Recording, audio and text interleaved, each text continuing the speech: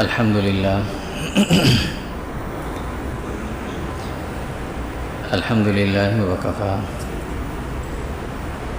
وسلام على عباده الذين اصطفى أما بعد فأعوذ بالله من الشيطان الرجيم بسم الله الرحمن الرحيم قال الله سبحانه وتعالى ومن أعرض عن ذكري فإن له معيشة ضنكا صدق الله مولانا العظيم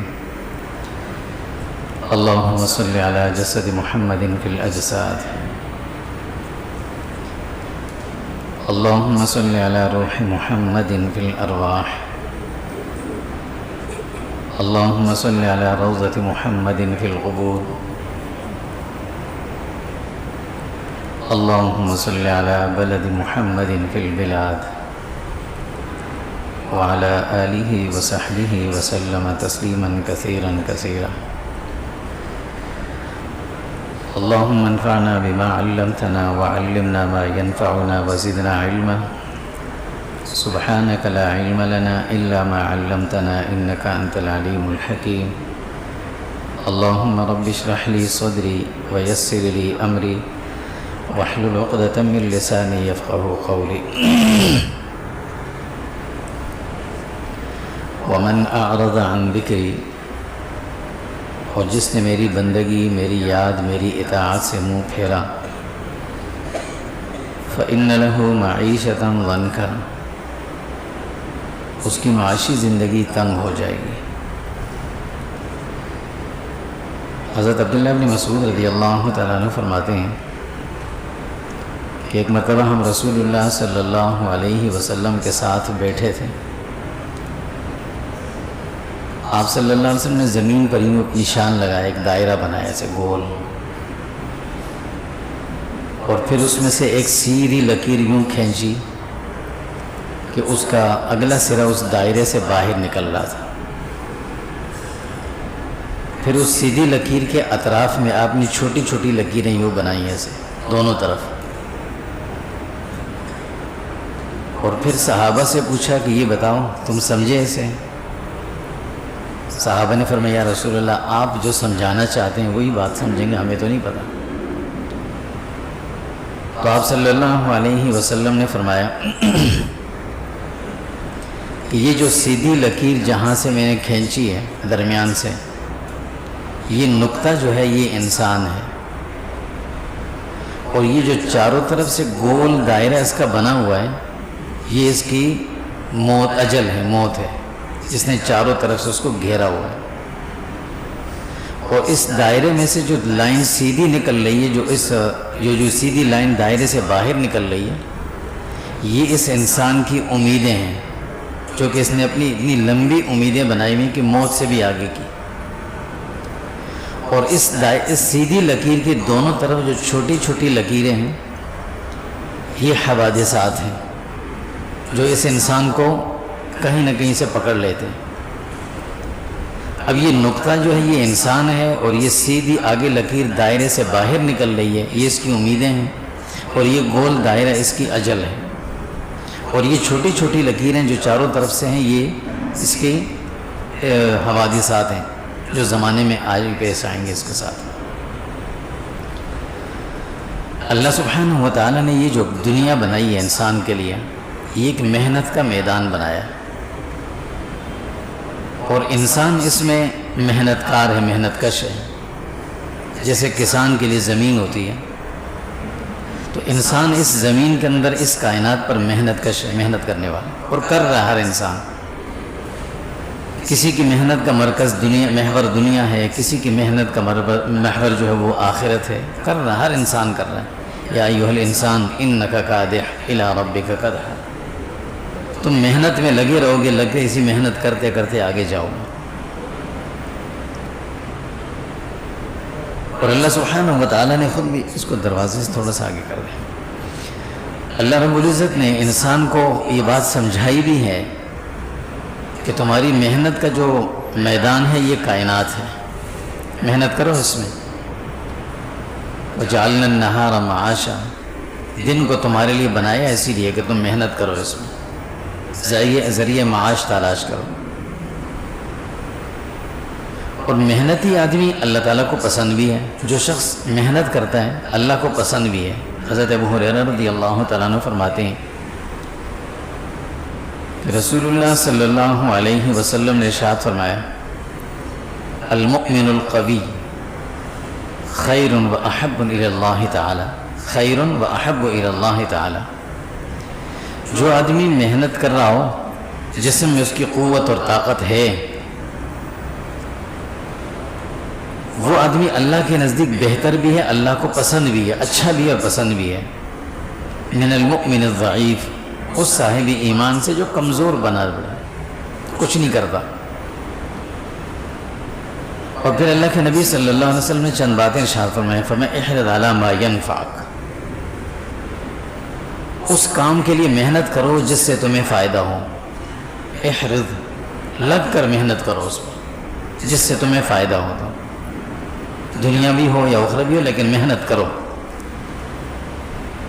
پھر فرمایا واستعین باللہ، جس کام پہ تم محنت کرتے ہو نا، اس کام کو ہی کامیابی اور ناکامی کا ذریعہ مت سمجھنا. واستعین باللہ، مدد اللہ سے مانگتے رہنا ساتھ ساتھ.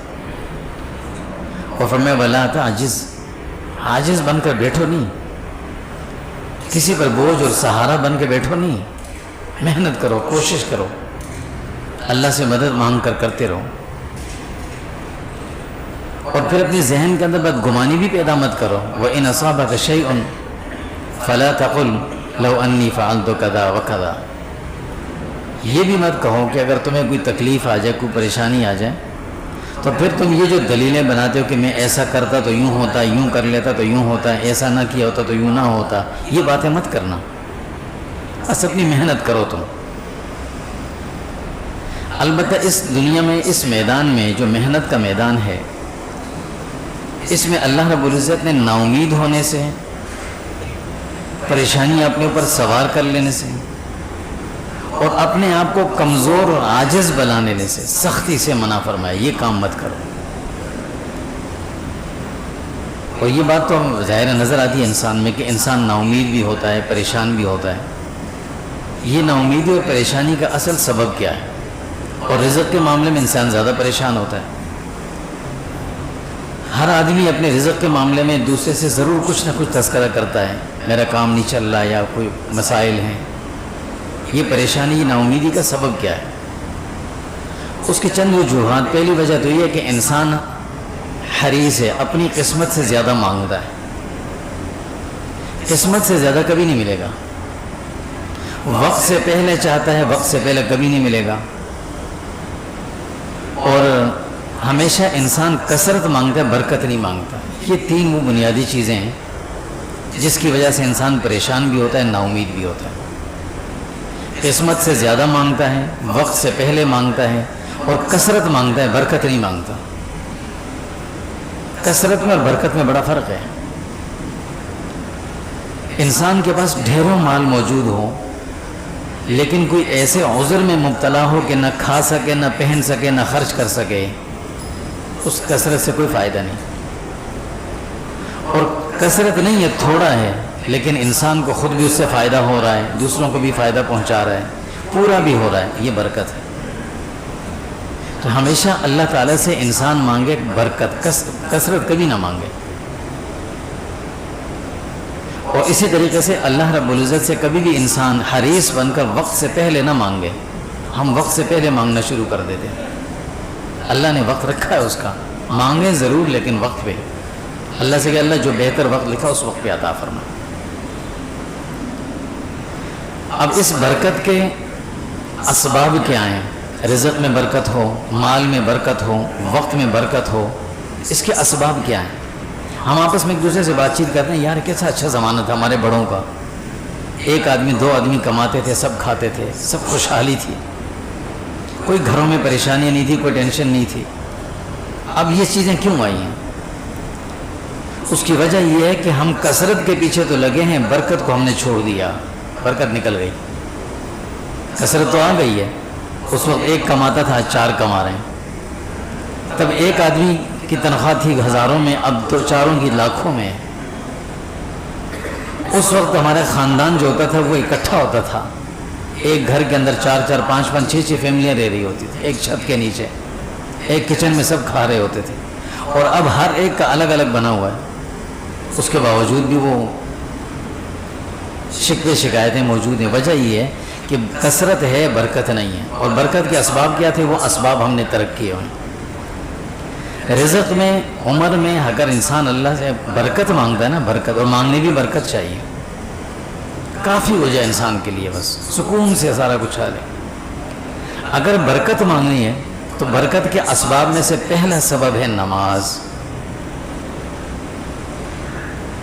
مشہور حدیث فضائل اعمال میں شیخ زکریا رحمہ اللہ نے لکھی ہے کہ جو شخص 5 وقت نماز کی پابندی کرتا ہے، اللہ تعالیٰ اسے 5 انعامات عطا فرماتے ہیں.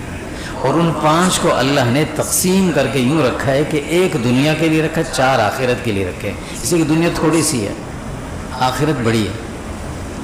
اور دنیا کو میں کیا ملے گا؟ اسے فرمایا جو 5 وقت نماز کا پابند ہے، اللہ اس کے رزق کے اندر برکت پیدا کر دیں گے. رزق کے معاملے میں پریشانیاں سب ختم ہو جائیں گی. یہ پہلا سبب ہے. اور جب یہ سبب ترک ہوا، رزق کے اندر بے برکتی شروع ہو گئی ہے. پہلا سبب یہ. اللہ سبحانہ و تعالیٰ قرآن مجید میں اسی کا ذکر فرماتے ہیں. ومن فرمایا کہ اقیم الصلاۃ لذکری، کہ تم میری نماز، میری عبادت کرو، نماز پڑھو. کس لیے؟ تاکہ تم میری بندگی کرو، مجھے یاد رکھو.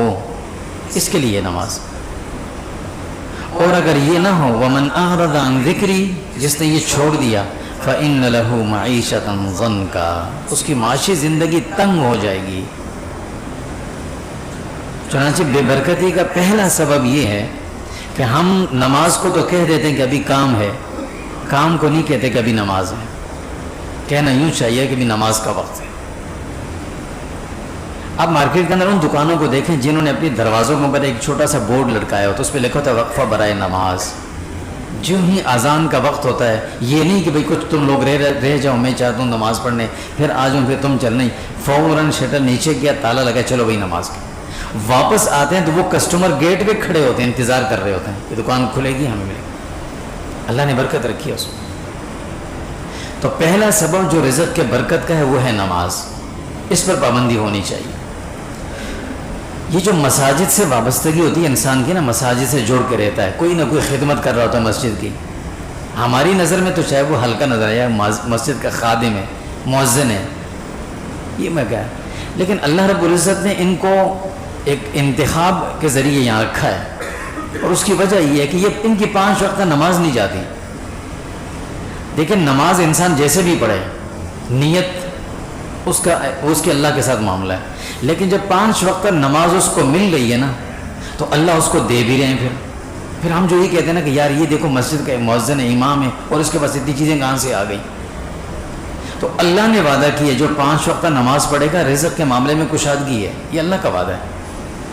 اب وہ چاہے جیسے بھی پڑھے، کوئی بھی پڑھے، اللہ رب العزت کا جس پہ وعدہ ہے وہ وعدہ ضرور ملے گا. تو ہم اگر اپنے رزق میں، اپنی عمر میں، ان تمام چیزوں میں برکت چاہتے ہیں نا، کثرت نہیں، کثرت سے مسائل نہیں حل ہوتے، برکت سے حل ہوتے ہیں.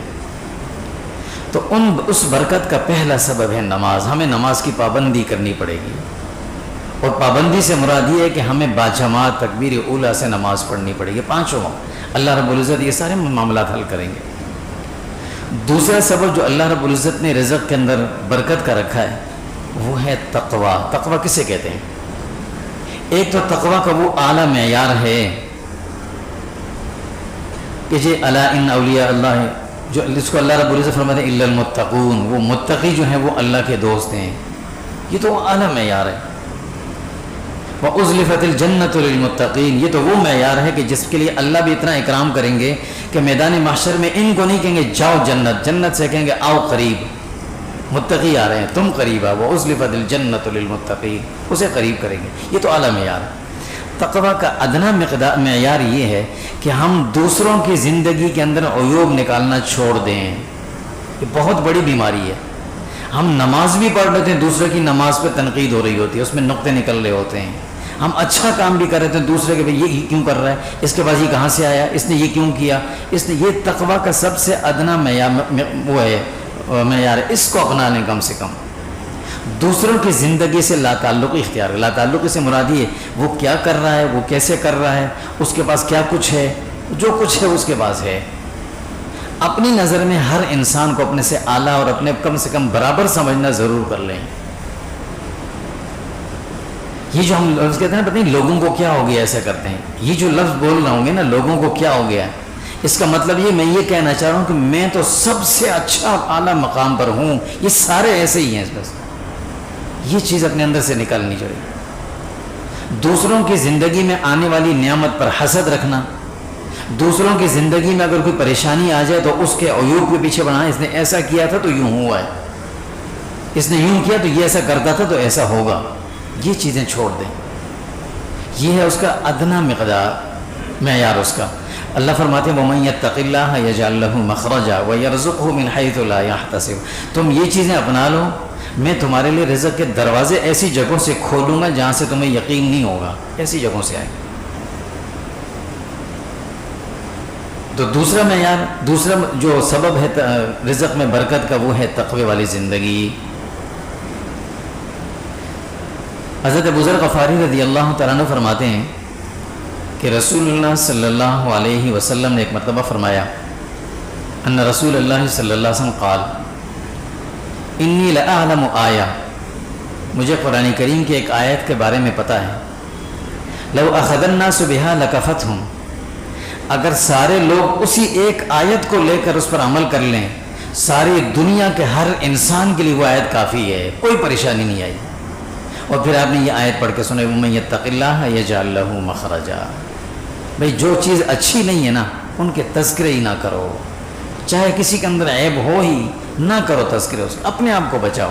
دوسرا اگر برا ہے تو اس کی برائی کی وجہ سے میں اپنی زبان کو کیوں برا کروں، یا اپنے نام اعمال میں کیوں غیبت کے گناہ لکھوں؟ ہو سکتا ہے وہ توبہ کر کے معاف ہو جائے اور میں اپنے نام اعمال میں اپنی غیبت کے الفاظ لکھوا لوں، نہ کرو اس کو۔ وَمَن يَتَّقِ اللَّهَ يَجْعَل لَّهُ، یہ چھوڑ دو۔ تیسرا سبب جو رزق میں برکت کا ہے نا، وہ ہے صلہ رحمی۔ اس چیز کا بڑا فقدان ہے اس دور کے اندر، ہر انسان دوسرے سے شاکی ہے، شکایت ہر آدمی کو ہے۔ گھر کے اندر بھائی کو بھائی سے شکایت ہے، بڑے کو چھوٹے سے، چھوٹے کو بڑے سے، یوں یہ نہیں کر رہا وہ نہیں کر رہا، اور یہ شکایتوں کی کثرت اتنی آ گئی کہ وہ احسانات سارے کے سارے بھول گیا ہمیں۔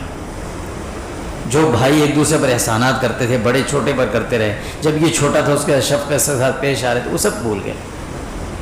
اب وہ صلہ رحمی والا معاملہ ختم ہو گیا۔ اب صلہ رحمی اتنی منقطع ہو گئی ہے کہ کوئی اگر کسی سے ناراض ہو تو اس سے ناراضگی پر معافی مانگنے کو تیار تو دور کی بات، اس سے بات کرنے کو بھی تیار نہیں۔ اور ایسا بھی دیکھا گیا کہ سب کے رشتہ دار قریبی خونی رشتہ ہونے کے باوجود بھی ایک دوسرے کے جنازوں میں شریک نہ ہوئے، کسی کا کچھ نقصان نہیں کریں گے سوائے اپنا کرنے کے۔ یہ ضد، یہ انانیت، یہ ساری چیزیں چھوڑنی پڑیں، یا تو ضد اپنا لیں اور یا پھر صلہ رحمی کریں۔ اللہ کے نبی صلی اللہ علیہ وسلم کا فرمان کیا ہے؟ حضرت انس رضی اللہ تعالیٰ عنہ فرماتے ہیں کہ اللہ کے نبی صلی اللہ علیہ وسلم نے فرمایا کہ من احب، جو شخص یہ چاہتا ہو، کیا چاہتا ہو، ان یبسط لہ فی رزقہ، کہ اس کا رزق کشادہ ہو جائے، وینفع لہ فی اثرہ، اس کی زندگی بڑھ جائے، زندگی میں برکت آ جائے، رزق بڑھ جائے، زندگی بڑھ جائے، فلیصل رحمہ، اسے چاہیے وہ صلہ رحمی کرے۔ اب یہ صلہ رحمی ہے کیا چیز؟ صحابہ نے پوچھا رسول اللہ، صلہ رحمی کیا ہے، کیسے کریں؟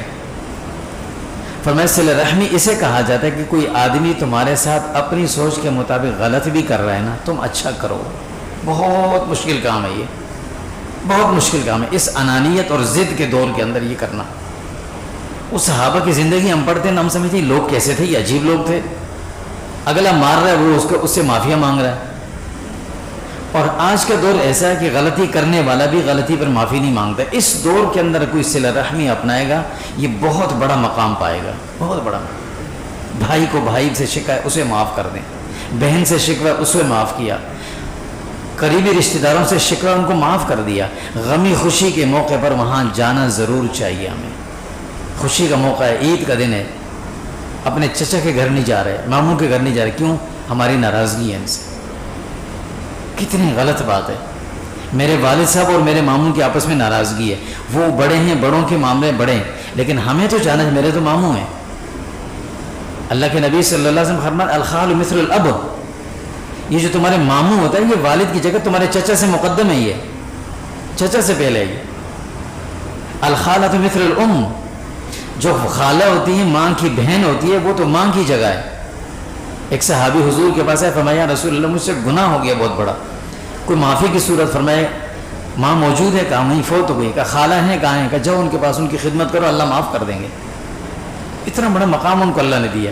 ہم ان سے بات نہیں کرتے، ہم ان سے ملتے نہیں ہیں. صلہ رحمی کی راہ میں کتنا بڑے آڑ بن گئے ہم لوگ. رزق کی برکت اللہ نے اٹھا دی، عمر کی برکت اللہ نے اٹھا دی.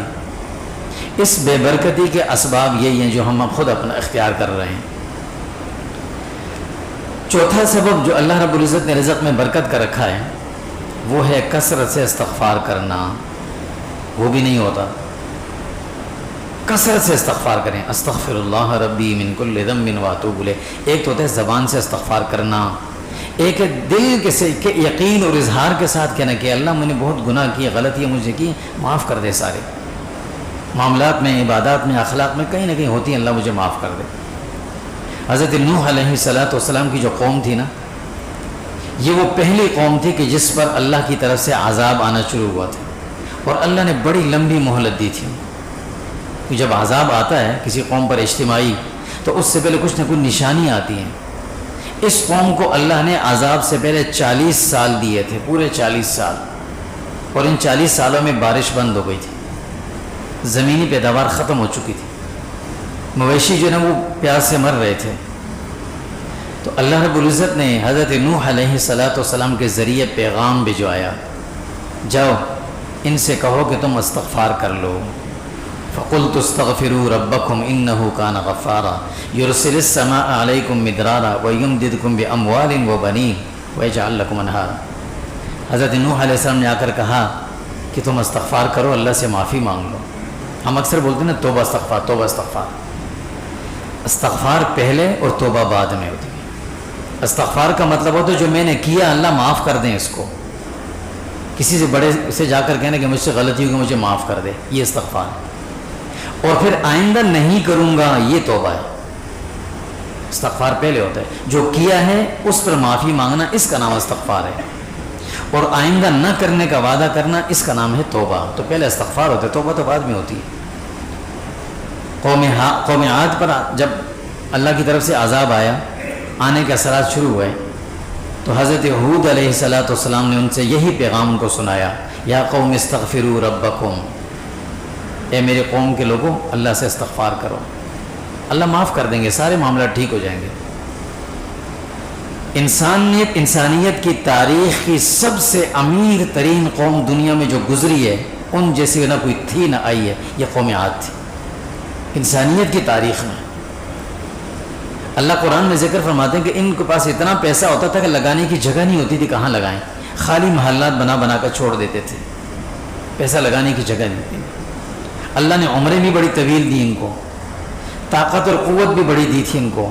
جسمانی لحاظ سے بھی ان کا قد جو تھا وہ 60-70 فٹ کا ہوتا تھا ایک ایک آدمی کا، اتنے لمبے لمبے تھے، بڑی لمبی عمریں تھیں. خود حضرت ہود علیہ السلام 470 سال کی عمر تھی ان کی، ان کی بڑی لمبی لمبی عمریں تھیں، سب کچھ دیا تھا. لیکن استغفار کے نہ کرنے کی وجہ سے اللہ نے پوری قوم کو تباہ کر دیا تھا. عبداللہ بن عباس رضی اللہ تعالیٰ عنہ فرماتے ہیں اللہ کے نبی صلی اللہ علیہ وسلم نے ارشاد فرمایا، من لزم الاستغفار، جو بھی آدمی ہو جو کثرت سے استغفار کرتا ہو، استغفر اللہ ربی من کل ذنب واتوب الیہ، ہر نماز کے بعد، ہر نماز سے پہلے، جب بھی فارغ ہوں اس کے استغفار کثرت سے کرتے رہیں. اللہ کے نبی صلی اللہ علیہ وسلم فرمایا کہ اللہ تعالیٰ اس کے لیے بہت سے انعامات اسے دیں گے. ایک انعام یہ ہوگا کسی تکلیف میں نہیں آئے گا، دوسرا انعام یہ ہوگا کسی مشکل میں پھنس جائے اللہ اس کو راستہ دے دیں گے. کوئی آدمی کسی پرندے یا کسی جانور کو پکڑنے کے لیے کمرے میں بند کر دینا، اسے پتہ چلے مجھے ماریں گے، مجھے پکڑیں گے، تو وہ بھاگتا ہے. اب وہ چھوٹے سے چھوٹا سوراخ بھی دے گا، اس پہ بھی کوشش کرتا ہے نکلنے کی، لیکن نکل نہیں پاتا، چھلانگ تو مارتا ہے. فرمایا کہ انسان جب اس طرح پھنس جائے گا تو اس استغفار کی کثرت کی برکت سے اللہ اس کے لیے راستے کھولیں گے، ایسے کھولیں گے جیسے یوسف علیہ السلام کے لیے تالے اللہ نے کھولے تھے، ایسے کھولیں گے۔ وَرَزَقَهُ مِنْ حَيْثُ لَا يَحْتَسِبُ، اور تیسرا انعام فرمایا اللہ اس کو رزق ایسے دیں گے جس سے اس کو گمان بھی نہیں ہوگا، اتنا دیں گے، لیکن کثرت سے استغفار کرنا چاہیے۔ تو یہ رزق کی برکت کا تیسرا سبب ہے۔ چوتھا سبب جو رزق میں برکت کا ہے وہ ہے غربا کی مدد کرنا۔ لیکن یہ بات ذہن میں رہے، جو غربا ہیں ان کی مدد کرنی چاہیے، انہیں بیکاری بنانا نہیں چاہیے، بڑا فرق ہے اس میں۔ اللہ کے نبی صلی اللہ علیہ وسلم کیا فرماتے ہیں؟ انفق انفق علیک، تم اپنے ماتحتوں پہ خرچ کرو، اللہ تم پر وسیع وسعت کے ساتھ دیں گے۔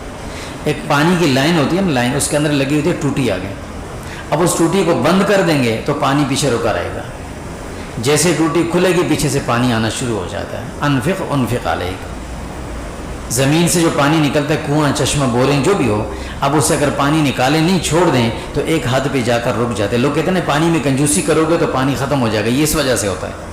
پانی جتنا نکالا جاتا ہے اتنا اللہ اور دیتے ہیں، جتنا روک دیا وہیں رک جائے گا، آئے گا نہیں پانی۔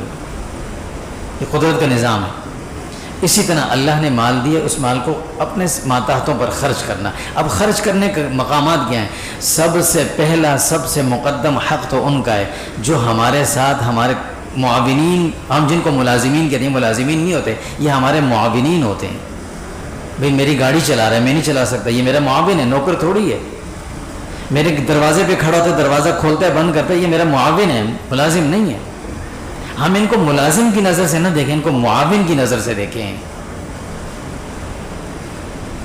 رسول اللہ صلی اللہ علیہ وسلم کا یہ فرمان، حضرت مصعب بن سعد رضی اللہ فرماتے ہیں، هل تنصرون وترزقون الا بضعفائکم، اللہ تمہیں رزق بھی دیتے ہیں، تمہاری مدد بھی کرتے ہیں، ان غریبوں کی برکت سے کرتے ہیں جو تمہارے ان کو تم ملازمین کہتے ہو، تمہاری گلی کا چوکیدار ہے، تمہارے ساتھ کھڑا ہے، ان کو معاونین سمجھو۔ یہ سب سے پہلے حقدار ہیں۔ گھر سے زکوٰۃ کا پیسہ لے کر نکل جانا اور دور جا کر روڈ پہ غریبوں کو کھانا کھلا دیا اور اپنی گلی کے چوکیدار کو کچھ نہیں دیا، یہ کون سی نیکی ہوئی؟ ان کا حق پہلے ہے۔ اور یہ جو آج کل ہم نے ایک نیا سلسلہ شروع کیا ہوا ہے نا، غریبوں کو کھانا کھلانا روڈوں پہ، یہ بڑا غلط طریقہ ہے۔ شاید میں غلط ہوں لیکن کم سے کم میں اس کا حامی نہیں ہوں۔ اس میں لوگوں کو بھکاری بنا دیا، اچھے خاصوں کو بھکاری بنا دیا، دن بھر پھرتے ہیں، کھانے کے لیے آ کر وہاں بیٹھ جاتے ہیں۔ عزت نفس انسان کی ختم ہو جاتی ہے۔ اب پہلی مرتبہ جب آدمی کھانا کھانے جائے گا تھوڑا شرمائے گا، یار میں کہاں کھا رہا ہوں۔ دوسرے دن جائے گا تھوڑا، پھر بھی دیکھے گا یار کوئی دیکھنے والا نہ ہو۔ آہستہ آہستہ ایک وقت آئے گا سب سے پہلے وہ جا کر بیٹھے گا وہاں کھانا کھائے گا، اگرچہ وہ صاحب حیثیت ہوگا۔ اور پھر ان لوگوں کو وہ کھانے کھلانا، ایسے ایسے کھانے کہ جو اب شاید ان کو کسی بڑی بڑی تقریبوں میں بھی نہ ملوں، یہ کوئی نیکی کا کام نہیں ہے۔ اس سے آپ نے لوگوں کو بھکاری بنا دیا، اور یہ چیز اللہ کو، اللہ کے نبی کو پسند نہیں تھی۔ ہم نے مشہور واقعہ سنا، حضور صلی اللہ علیہ وسلم کے پاس ایک آدمی آیا، یا رسول اللہ گھر کی حالت بڑے خراب ہیں، مجھے میری مدد کریں۔ آپ نے فرمایا تم ٹھیک ٹھاک ہو، جسم تمہارا ٹھیک ہے، سب کچھ کام کر سکتے ہو، جاؤ، تمہیں ملے گا کچھ نہیں، جاؤ گھر سے دیکھو تمہارے گھر میں کیا رکھو، لے کر آؤ۔ وہ گھر گیا، واپس آیا، یا رسول اللہ میرے پاس صرف یہ ایک پیالہ تھا جس میں پانی پیتے ہیں ہم لوگ، کھانا کھا لیتے اور کچھ نہیں ہے۔ حضور نے فرمایا کون خریدے گا بھی اس پیالے کو، کون خریدے گا؟ ایک صحابی نے فرمایا یا رسول اللہ میں 1 دینار میں خریدوں گا۔ فرمایا نہیں، میں یزید، کون زیادہ دے گا؟ دوسرے نے فرمایا یا رسول اللہ 2 دوں گا۔ اور اللہ وہ پیالہ بیچا۔ اب دیکھیں گھر کے اندر صرف ایک ہی چیز تھی، اس کو بکوایا، 2 دینار لیے، 1 دینار اسے دیا، گھر پہ جاؤ، گھر کھانے کی چیز لے جاؤ، 1 دینار سے جاؤ بازار سے کلہاڑی خرید کے میرے پاس آنا، میں تمہیں اس میں دستی لگا کے دوں گا۔ اپنے ہاتھ سے لکڑی کی دستی لگا کر دی۔ فرمایا کچھ نہیں کر سکتے ہو نا، کوئی کام نہیں ملتا، جاؤ جنگل سے لکڑیاں کاٹو، لاؤ، بیچو، اور جب تمہارے پاس کچھ ہو جائے اس وقت اس سے پہلے میرے پاس مت آنا، میں تمہیں نہ دیکھوں۔ کچھ عرصے کے بعد وہ آئے رسول اللہ صلی اللہ علیہ وسلم کے پاس اور کچھ ساتھ میں کھانے کا تحفہ بھی لے کر، کھانے کی چیز۔ حضور بڑے خوش ہوئے۔ حضور نے لوگوں کو بھکاری نہیں بنایا، ہم لوگوں کو بھکاری بنا رہے ہیں۔ یہ غربا کی مدد نہیں ہے، یہ ان کے ساتھ ظلم اور زیادتی ہے۔ غربا کی مدد یہ کہ آپ کے خاندان میں کتنے غریب ہیں، ہمارے جاننے والے رشتہ داروں میں کتنے مستحق زکوٰۃ ہیں جو سفید پوشی کی وجہ سے اظہار نہیں کر پاتے، ان تک پہنچائیں۔ یہ ذمہ داری ہے. میرے محلے میں یعنی میرے قرب و جوار میں جو لوگ ایسے ہیں جو اچھے لوگ ہیں، جو اپنا اس کی وہ نہیں کرتے، اظہار نہیں کرتے. اللہ سورہ آل عمران میں فرماتے ہیں کہ وہ اظہار نہیں کریں گے، لیکن تعرفونہم بسیماہم، تم ان کی حالت کو دیکھ کر پہچان لوگے کہ یہ آدمی مستحق ہے. وہ اظہار نہیں کرے گا. لا یسألون الناس الحافا، مسجد کی گیٹ پہ کھڑے ہو کر پکڑ پکڑ کر تم سے نہیں مانگے گا، وہ مانگے گا نہیں تم سے، لیکن تعرفون بسیماہم، نشانیوں سے تمہیں پتہ چل جائے گا. فرمایا ان پہ جا کر خرچ کرو. جب ان پہ خرچ کرو گے اللہ تمہارے رزق میں برکتیں پیدا فرمائیں گے. تو یہ ہے رزق میں برکت کے اسباب. ان اسباب کو اپنانا چاہیے تو رزق میں برکت آئے گی. اگر ان اسباب کو چھوڑ کر ہم کثرت کے پیچھے لگے رہیں گے، ساری زندگی انسان اپنے سایہ کے پیچھے بھاگتا ہے، کبھی پکڑ نہیں پائے گا. اسی طرح حال یہی ہوگا، انسان پریشانیوں میں رہے گا اور وقت کے ساتھ ساتھ پریشانیاں بڑھتی رہیں گی. اور ظاہر سی بات ہے اس دور کے اندر انسان رزق اور روزی کے معاملے میں جتنا پریشان ہوتا ہے اتنی کسی چیز کے بارے میں نہیں ہوتا. جب چھوٹا ہوتے تو ماں باپ کے لیے پریشان، بڑا ہوتے تو اپنے لیے پریشان، تھوڑا اور بڑھتے تو بچوں کے لیے پریشان، اور جب آگے جاتے زندگی ختم ہو جاتی. تو اس رزق کی برکت کے لیے اور رزق کے اندر کشادگی اور وسعت پیدا کرنے کے لیے ہمیں ان اسباب کو اپنانا چاہیے. اللہ تعالی ہمیں سمجھ اور عمل نصیب فرمائے. وصلی اللہ تعالی علیہ